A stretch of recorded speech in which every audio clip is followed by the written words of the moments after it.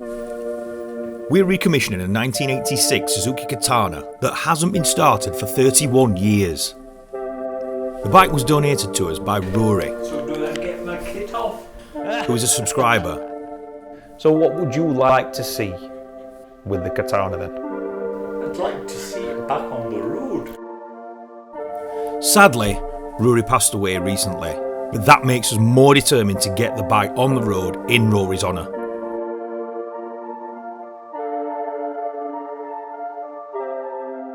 It is little comfort to know that he did get to see it run for the first time in 31 years.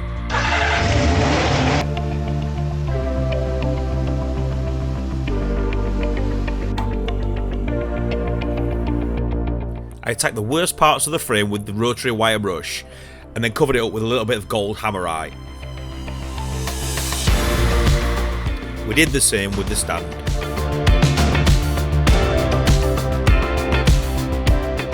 Supervisor's come down to help out. I think he just wants to be famous, he just wants to be on YouTube, that's all it is. But he's helping me out with these brakes because I've had a zip tie around the front brake for a good few days just to make sure. You've just squirted. He's causing a ruckus, he's been here 5 minutes. I don't want to damage paint. What we've figured out is I tried to push the bike off bench to put another bike on for 10-15 minutes. Right. And yeah, it was his bike actually. Changed his chain. And we couldn't push it back on because the front brake had locked. So we think pistons aren't freeing, but we had a bit of a problem putting the pins back in. Couldn't figure out how to put the anti-rattle springs back in it. So my dad's just nailed it. He got it right, I got it wrong. You're only set holders at best. He's just forced all pistons back, and now we're going to give it another try. Where did that leak from then? There. It's got to be from that piston. It must be, yeah. Reservoir. Let's just check level. Yeah, it's empty. Noodle. You've got it everywhere. Look at this, you've been here 5 minutes. You've ruined my workshop. That was from It's ruined. first one, not mine. Or was it? You'll come down to my workshop.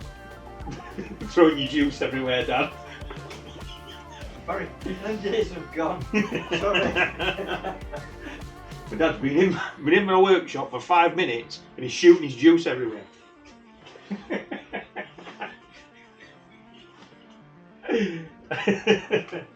Tell you what, if I lift the bike up front, will you try and turn it front wheel? Yeah. That Stiff. one's locked up, but that's not So it's the fastened right on. side That's not that's locked fastened up. on. Yeah, it's fast. Right side that's giving us trouble. I've got a actual pad return tool if you want to use that. Have you? That one. That one. Bend what opposite way? The forks that go in there. Oh. Meant to go in between pistons, and then when you wind it, it opens them up.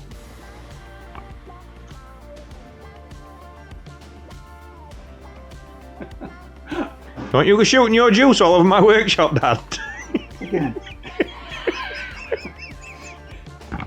You're not too big to really get over my knee, you know. honestly. Binding. So Pushing them in could have freed them off. I like this. I hate that. They always said wear Holden's out first. So Let's get my dad doing all work.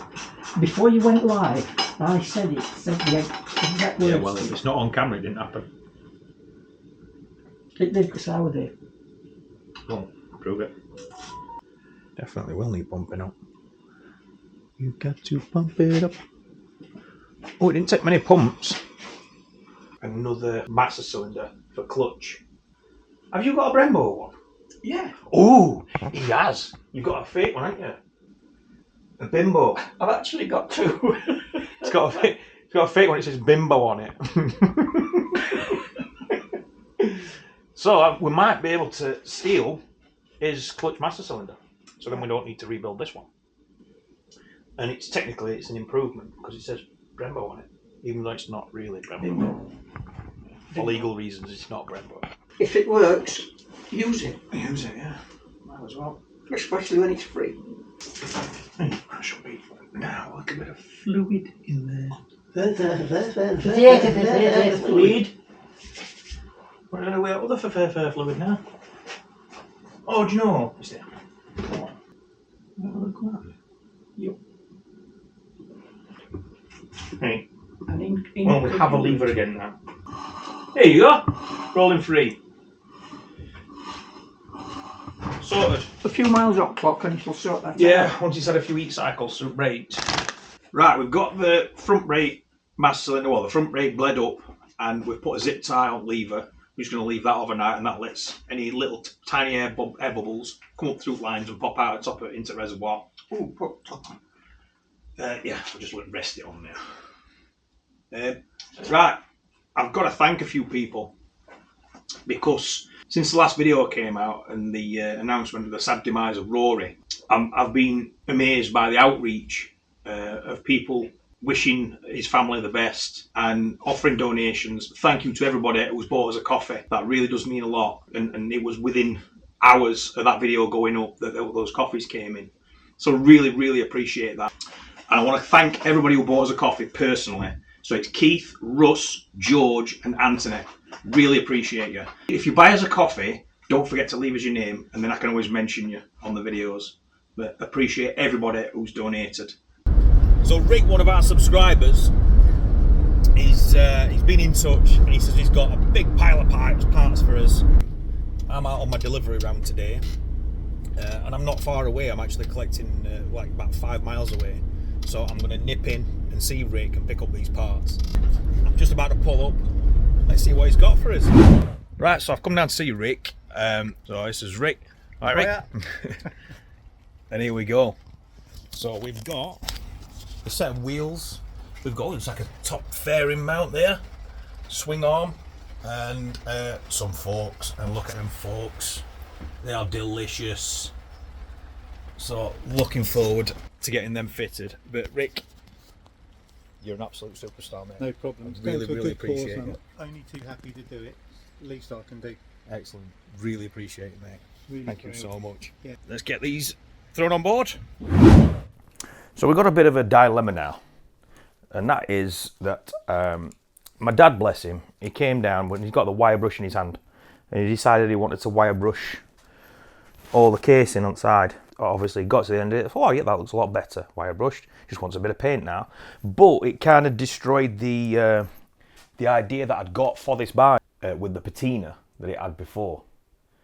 In a way, my dad's fault. I don't blame him for anything, but now it gives me a bit of a question. And I thought, I've spoken to a few people. My mate Andy, I rung my mate Andy up the other day. Andy with the Spanners. He's got a YouTube channel if you want to go and support him. Andy with the Spanners. And he said I should ask the audience, ask the subscribers, because you guys are really invested in this now. Thanks to you guys, I've ordered a battery for this bike. It's just through the donations from Buy Me a Coffee. So if anybody wants to support the channel, you are directly supporting the build of this bike or the recommission of this bike by buying me a coffee. But he said, give you the choice, see what you guys want to do, and here are the choices. I either leave it exactly as it is now, I don't put any paint on it. And as you can see, you're getting close. There's lots of corrosion, there's lots of parts, like this part here I could easily paint up. The shock, we can take that off, clean that up, give it a bit of a paint. Well, what do you think? What do you think we should do? Should we paint it all up and just do the paint up on a bit of a budget and just get it mechanically viable, ride it around, looking half decent? Or should we just leave it exactly as it is? Also, the fuel tank, which is there, it's got a few dents in it. I was planning on getting a few dents out of that and painting that. But what kind of job do we do on it? Do we do a rattle can restoration? Or do we take it to a paint shop and have it done? But the wonderful thing is, due to everybody reaching out to us, we've had a few people now offer to support us. I've got to say thanks to Kevin, who offered to have the forks re-chromed for us. Really appreciate it. Actually, we don't need those doing anymore. But thank you, Kevin. Yeah, really appreciate it. That touched me. I actually put a lump in my throat when you were telling me. And then Rick came forward. He said, I was diagnosed with MS recently, so I watched your video and I got a massive lump in my throat, tears in my eyes. I want to help. I want to give you the parts for your bike. So the fork stanchions, I'll show you the fork stanchions in a minute. They do need a little bit of work, but they're a heck of a lot better than these ones, and I don't think they'll tear the arse out of the seals. So we'll do a bit of a front fork rebuild. It's pretty important to have nice front forks. So replace oil, replace seals, and rebuild them. Other than that, I think it's really time now we accelerated this project and get it finished and on road. We've got pretty much everything we need now. So let me show you these parts. So these are the forks that Rick gave us. It's not just the forks, it's the full front end with the clip-ons and everything. And we actually did, my dad pointed out that we do need a clip-on because this one is bent. We know this bike went on its side once because that's what happened when the nose cone got broken and the headlight. So we know that's bent. So I could just replace that, that's sound. We've got one in lovely condition. Probably just replace both of them because the paint's in nice condition as well. So we'll bang both of them on. Now the forks are a hell of a lot better than ours. There are still a few pits. I didn't notice until I got them back. There are still a few pits, but these will just, they'll iron out, no problem. We'll get the oil stone out and just go to work on those. And because it's not actually popped off the chrome, you'll be able to cut that back so it's smooth and the seal will just glide straight over it. What do you think, Bill? What do you reckon, mate? Eh? Will they live again? Oh, Billy's not sure. But yeah, I think we're going to get away with that because they've been kept in a nice place. The seals obviously are leaking already, so we'll get them in, get them serviced, put them back together. We've got the chain here. Obviously the chain's an old chain, but a bit of a wire brush up. I'll probably put it in some link life. There's no stiff links in it, I've already checked, so we can use that to get back on road. And then we've got some Avon road riders. We've got plenty of tread. There's plenty of miles left in them. They're on the wheels, so we've got some spares as well, some spare discs and things. And the rear, a little tiny bit of a flat spot on it, but there's plenty of miles left in that. Get a couple of tours on that, I think. Right, so let's get the tank on bench and get a petcock put on it and see if we can get the bike getting fed its own fuel rather than intravenous. Alright, we'll just see if the petcock actually fits though first. We've got a new seal from Robinson's Foundry.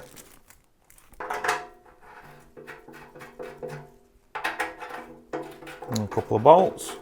Use stainless ones because these go in tank. I don't want them rusting in tank. So they need shortening down a little bit. Now I blasted this out with brake cleaner last night. But this is what sits inside the tank.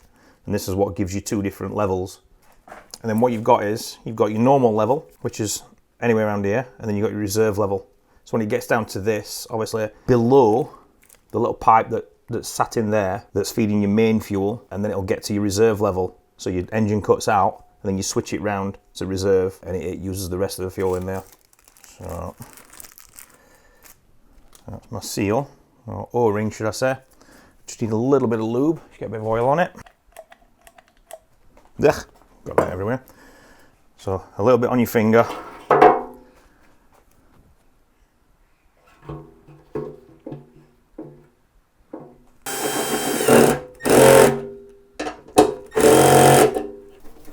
I can hear a couple of tiny little bits in there, but I don't think that'll actually make it through the sieve in the top of the petcock strain. Let's whack that on. I went and bought a load of pipe, all different gauges, all different uses. That one's for the overflow. Yep, that's going to fit that one. Put that on the carby inlet's there, and then the vacuum inlet, I've already plugged it up. But yeah, so a piece of vacuum on here that operates the petcock, and then that's the supply feed for fuel. I don't think that's vacuum hose, and that gives us a bit of a problem because that will seal up as soon as you put a vacuum on it. But it might work. Let's just give it a little try to measure that one up. I'll give it a little bit more because I might need more pipe when I've fitted the filter pods. We're not putting on clamps just yet. I'm just going to make sure everything's working. And the reason why this has a vacuum pipe on is just to save you from turning fuel on and off. So when you try and start your engine, obviously you're creating a vacuum inside the carburetors, or inside the inlet should I say, and then that vacuum then comes up to the petcock, releases, opens the fuel, supplies the fuel. There will already be a little bit of fuel in your carburetors as long as they're not leaking since the last time you rode it, so it'll fire up but then start supplying fuel automatically. So you won't have to turn your fuel on or off, which is pretty cool.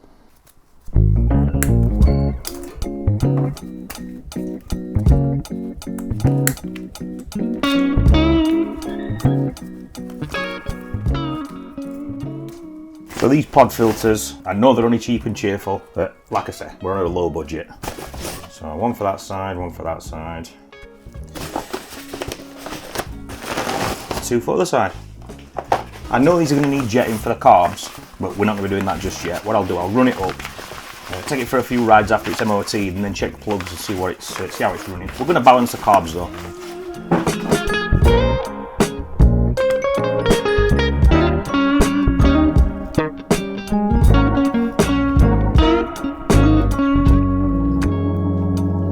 We're fitting pod filters slightly because I'm lazy and I don't want to have to take the engine out to refit the filter box, which is what you have to do.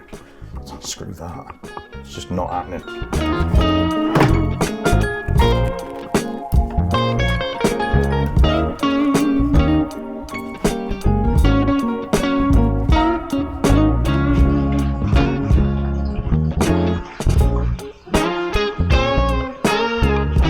So let's see if we're getting fuel out of the tap. Answer no. Still no. Let's try reserve. Oh yes, that'll work for me. Right, so fingers crossed. I'll give it a minute now for the float chambers to fill up. Hopefully it's not going to piss fuel out like it did before.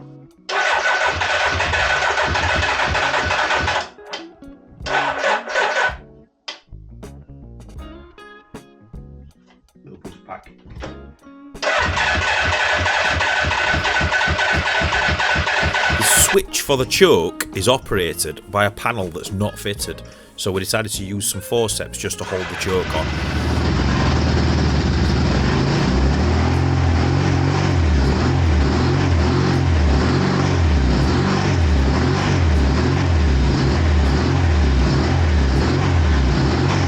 Although the engine was running, it wasn't running on all 4 cylinders, so we got out the thermal temperature probe and zapped the exhaust to decide which ones were burning and which ones weren't.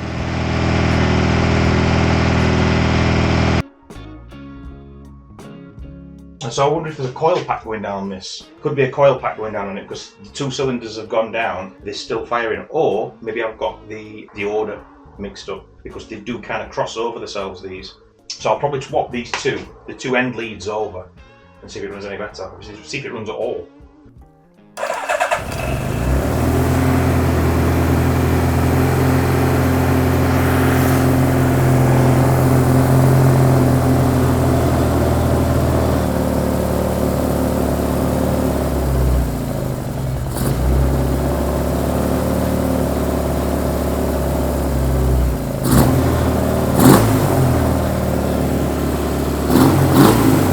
That sounds a lot better.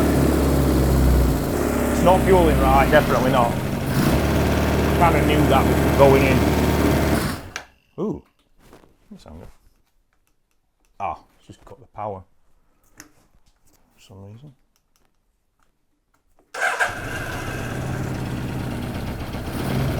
It's sharp on that button. That. Oh, it's done that again. That's pointing to an electrical problem.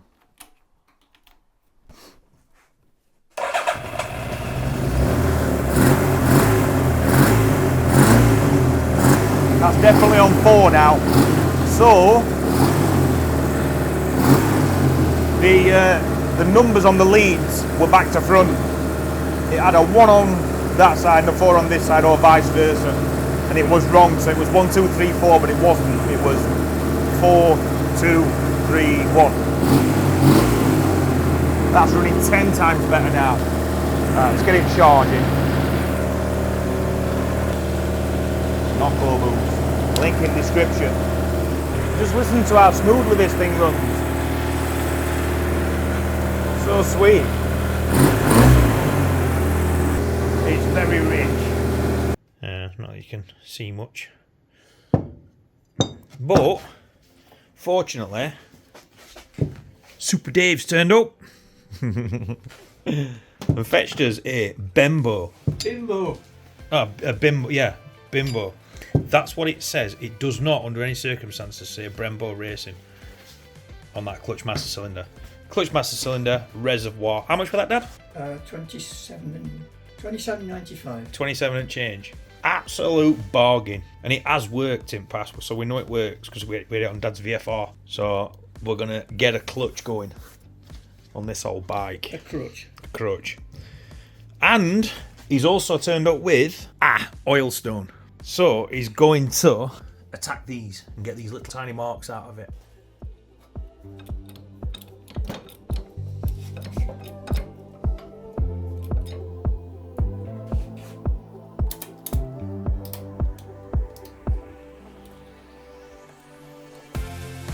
Something really therapeutic about being in the workshop with your bike, playing with your tools, getting dirty. I've been doing it since I was 10-year-old, so it's like my getaway, my escape place now. Just you, the bike, your tools, some good music. Thanks to you guys, I've got almost all the parts I need now to get this bike finished, on the road, rolling.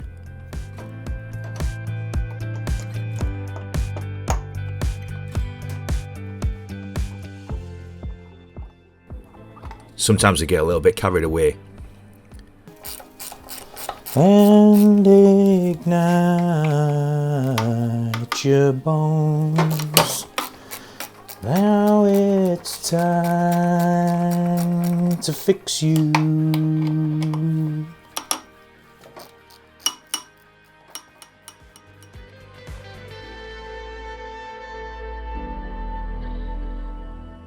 Missed it. It's there.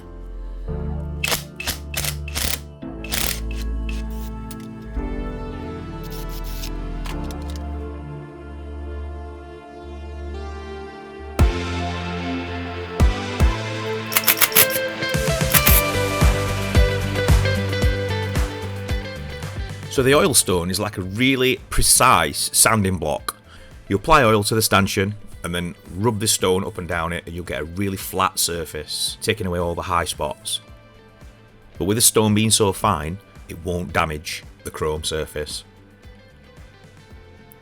Then it's just a case of finishing off with a little fine piece of Scotch-Brite.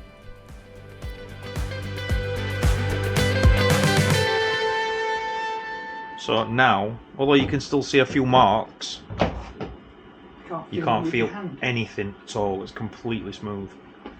It's not sort of thing you can put a micrometer on it either. No, you don't need to. You can feel. That is so smooth. Even right up to the top. So perfect. That's one down, and we can strip that and change seals. One to go. Without damaging new seals. Yep. Can't argue with that, can you? You can hear it and then you can't. Yeah.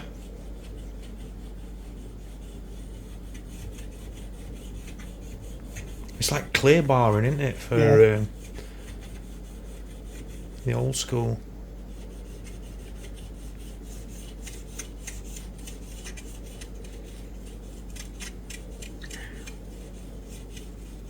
Beautiful. And then it goes. That's so satisfying.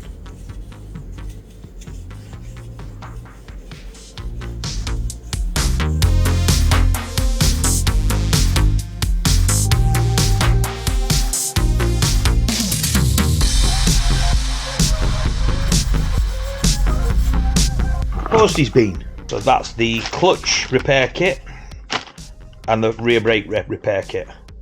So we should be able to rebuild this. New battery. Thanks to you guys, I've bought this with the money I got from Buy Me a Coffee. So thank you, appreciate you. So this is remains of the old piston and seals. They definitely need replacing. This is a clutch master cylinder.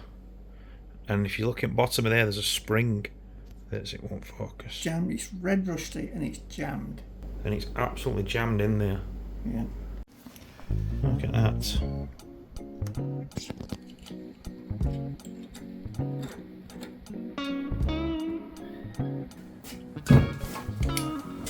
And a little paintbrush will go there. For this. No? It's not just lines. Go. So I'll offer this up and see what happens.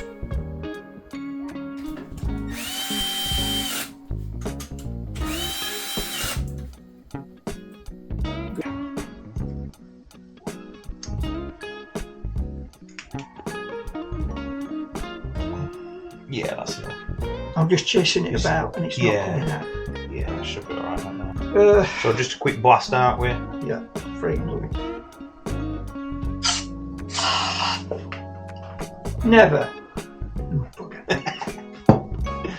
Go that way. Well, that looks so bloody small.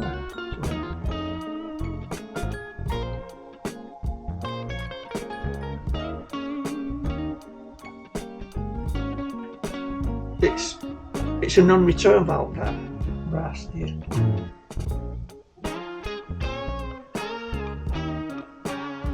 Good God. That's What's going on here? What's it?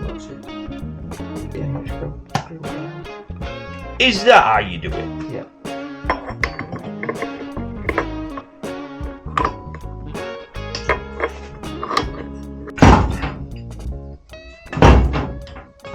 Coming out. Oh, is it? Yeah. Just seal it. Pull it. Yeah. That's it.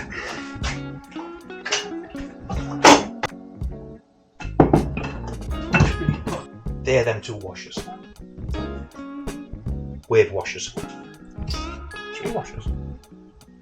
Alright, so we've got another tap hat and some of these wave washers. Yeah. We'll put them back in the new fork leg. Well, I'm saying the new fork leg, the new old fork leg. You took mine. Yeah. So, drop that one in. Like that.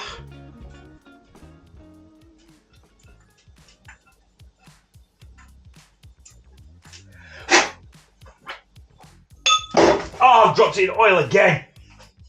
It's not funny at all. Just for me. It's not. I'm gonna wash it all again now. Do you know, I'm so sad. You will be sad in a minute. It weren't on camera. It was on camera. It's there. It might not be finished off. Oh dear. Remember that one, Dad? With Ross in the back garden. Oh yeah. Ross, move that bowl oil. You're gonna kick it all over my grass. No, I won't, Grandad. I swear I'm not gonna throw it on your grass. You will. Pick it up. You're gonna be an accident in it. No, I'm telling you, I'm not gonna kick. Damn it, man. I'm sorry, Grandad. Oil I'm sorry. everywhere. Grandad, I'm so sorry. Don't shout at me. Too late. You just walked in the house. You shook your head and walked in the house. With noise. That noise. I can still hear it.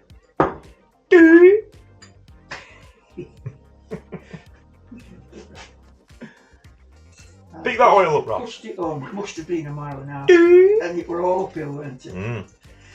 Yeah, that was funny.